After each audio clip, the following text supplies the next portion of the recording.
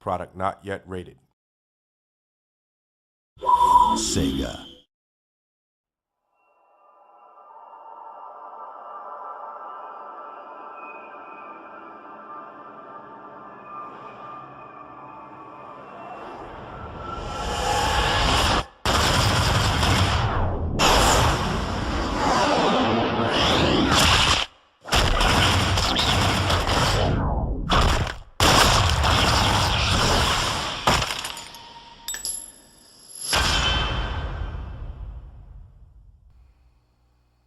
Hi, and welcome to the first podcast that I'm doing for Shaggy Comics.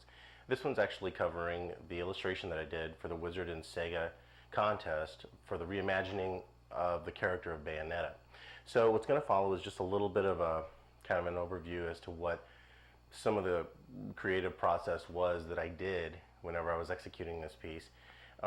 It's not super in-depth. I actually plan on creating some more later that'll go more in depth into the ideology and the execution. But this is just kind of a preview and the very first one out the gamut that will hopefully be the first in a series of these. The first thing I guess I can talk about, and there was actually quite a plethora of imagery for Bayonetta right now on the net, seeing as how she actually made something of a splash at San Diego Comic-Con, as you can see from these images. I also looked up quite a bit of the concept art that had actually been done for Bayonetta, because the concept behind the contest was to reimagine her. I really wanted to try and find something different. I just didn't want to give my spin on it. I wanted to portray her in something different. And so with that, we'll go ahead and take a look now at the process that I utilized and kind of how everything went through to get this piece of artwork finished.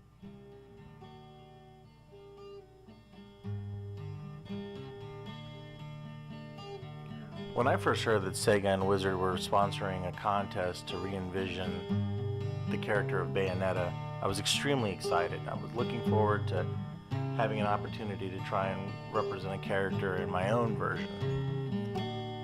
I decided upon a steampunk aesthetic with some elements of an Arabic feel to the costume. I wanted something that was truly unique, something that would stand out, and something that was as far removed yet still influenced by the initial brilliant designs that were created by Platinum Studios of the character. You'll notice that throughout the video I don't utilize any ink and brushes at all. I'll utilize pens exclusively, if only because of the fact that I am an extremely clumsy person, and it's nothing technical. It's simply that I don't trust myself around ink pots and brushes. I will always end up spilling ink at the most inopportune time, and a lot of times it's been on a finished illustration. The goggle design here is actually inspired by a real-life counterpart. An acquaintance of mine, Nick, who runs the website Atom Fabric, creates some of the most indestructible and beautiful works of art as goggles. I've yet to find their peer.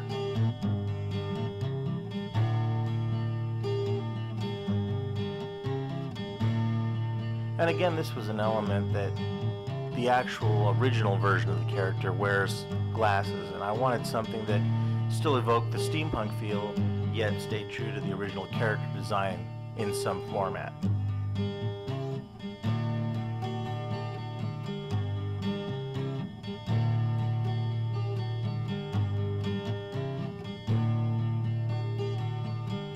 You'll notice here that there's actually quite a bit of armor and steampunk cogwork and things involved in this. I have a huge love of armoring and a lot of technology, and this was a lot of fun to render, and it was just making things up literally as I went along, what I thought could possibly go together here and there. I tend to block in a lot of my blacks by hand. I know that a lot of illustrators will do a heavy outline, take it into Photoshop and black out areas, but this gives me time to reflect on the piece and to do essentially mindless sort of inking you know, on the piece as a whole, and keep on looking back over the piece and making sure I didn't, you know, the devil is in the details. And a lot of times if you're working on a fairly detailed illustration, you can miss elements, leave bits of it out. I almost always finish my illustrations with a heavier outline. Even in good logo design, you need something that will make elements of it pop and unify it as a whole.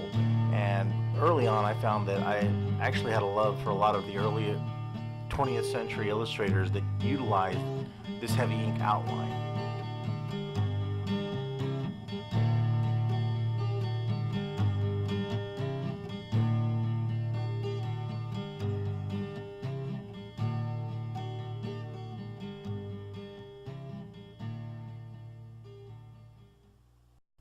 Thanks again for watching, and I'll see you guys next time.